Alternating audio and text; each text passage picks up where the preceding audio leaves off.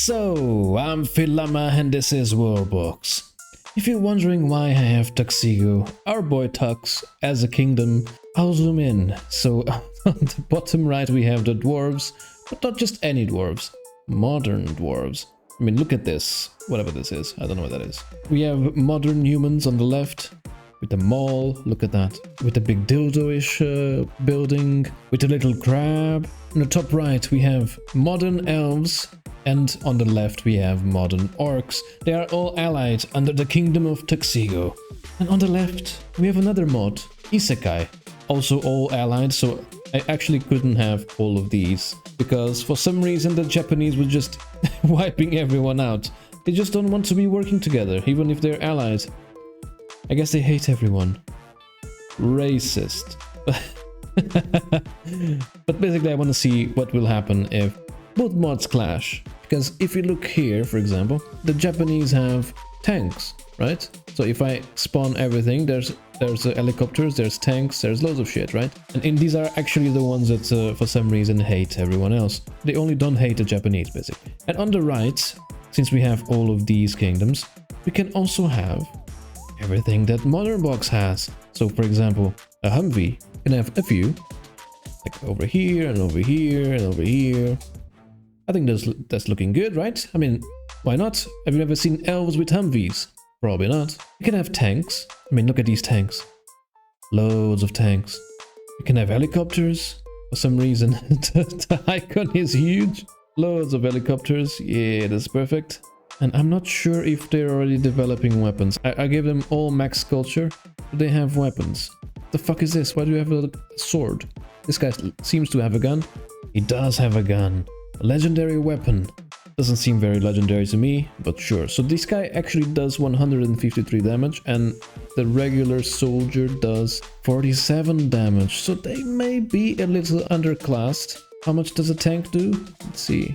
The tank does 1000 damage and the other ones over here, the Japanese tanks, do 250 damage. So I may actually need to spawn loads more on Isekai's side, otherwise this may be quite unfair. They don't actually count for population, so I'm not entirely sure how much do they have. And another point is that, do they deserve Godzilla?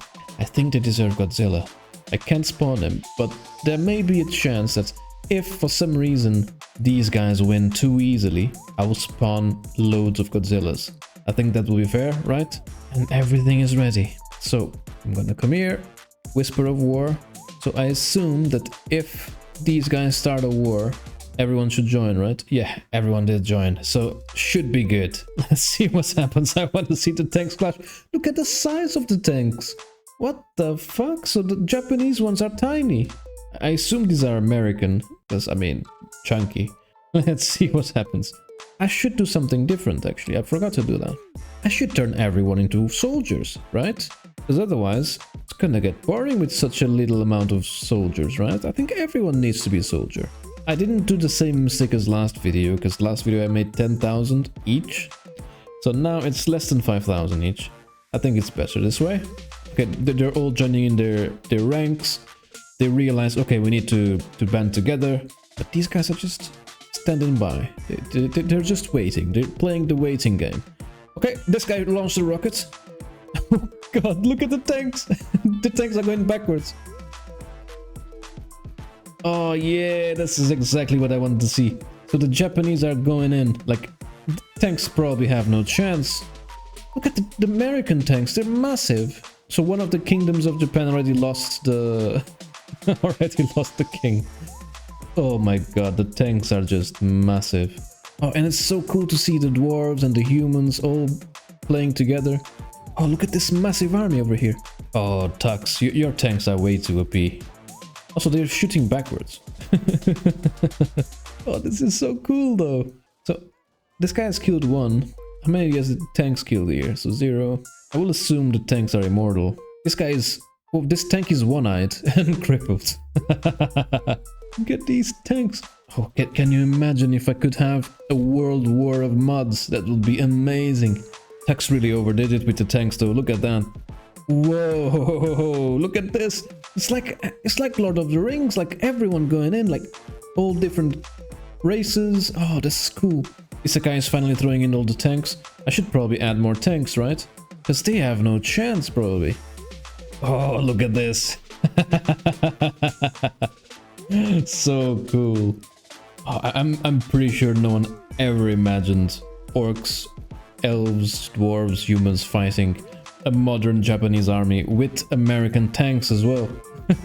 Look at this. Why is this little tank over here lost? What happened to this little tank?